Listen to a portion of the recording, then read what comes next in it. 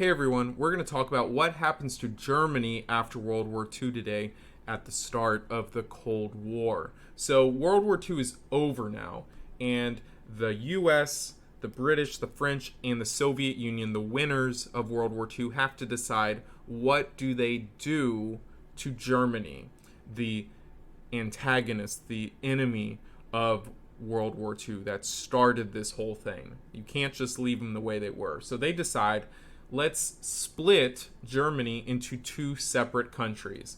On the western side will be obviously West Germany, and on the eastern side will be East Germany.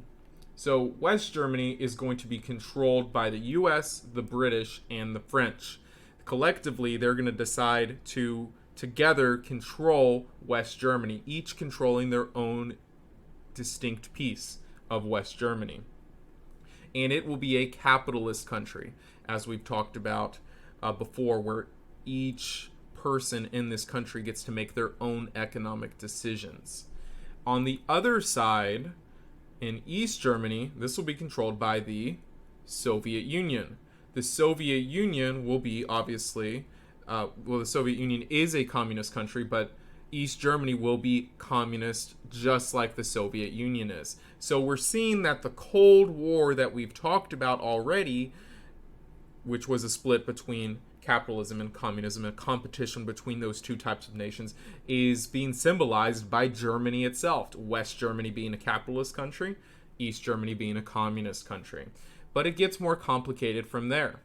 So they also decide that the capital of Germany before it was split into two, a city called Berlin, will also be split into two, into West Berlin and East Berlin, as you see here. See, it's where the star is, but we're zooming out where we can actually see the split right here. So West Berlin, like we had talked about before, is going to belong to West Germany. And it, like West Germany, will be controlled by the US, the British, and the French. And like West Germany, it will be a capitalist city. East Berlin will be controlled by the Soviet Union, just like East Germany. And like East Germany, it will also be a communist city. So this is clearly an issue. If we look at this map, we see the colors correspond with each other. So if you're in West Germany and you want to get to West Berlin, you have to literally go through a communist country to get to West Berlin, to get to that city. So you have to go through East Germany, a communist country, to get to your city, West Berlin. So Stalin, the leader of the Soviet Union, who we had talked about before, that totalitarian with total control of his country, decides that they can't have this. They can't have all these Western nations coming in and out of East Germany, a communist country that they control, to keep going back and forth from West Berlin.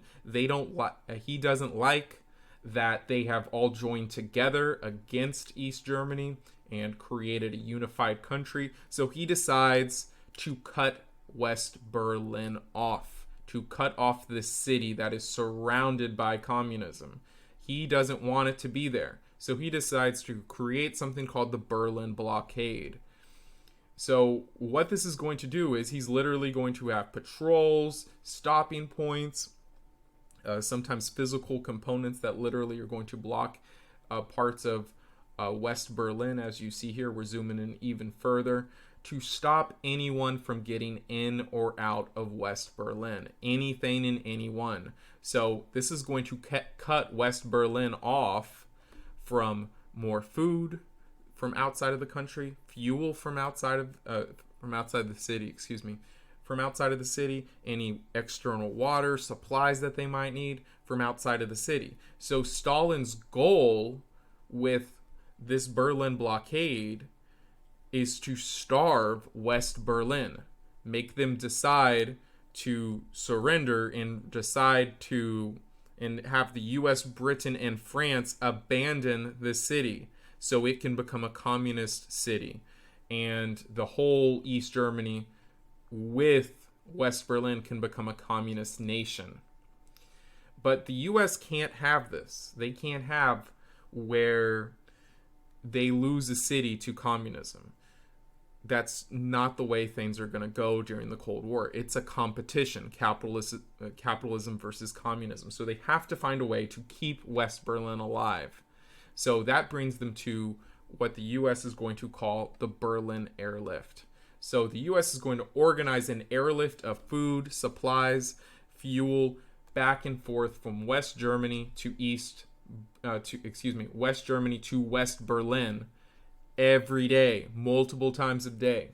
So planes literally are going to drop in and out of West Berlin from West Germany every day, multiple times a day, hundreds of times a day, to provide that food, water, supplies, fuel, so on, so on. So from 3 different airports in West Germany, the US, the British, and the French will send supplies back and forth into this city to make sure they are surviving in there, to make sure communism doesn't spread there. So a few facts about this airlift, which are pretty interesting. This is going to last over 10 months. This is a long time. And once we see a few other statistics, it'll be more impressive. 277,000 flights in 10 months are going to go back and forth, fly over, drop supplies, fly back, get more, fly back, so on, so on. 4,600,000,000 pounds of food, supplies, and fuel are going to be flown in. That's 2.3 million tons of supplies and food flown into the city over 10 months.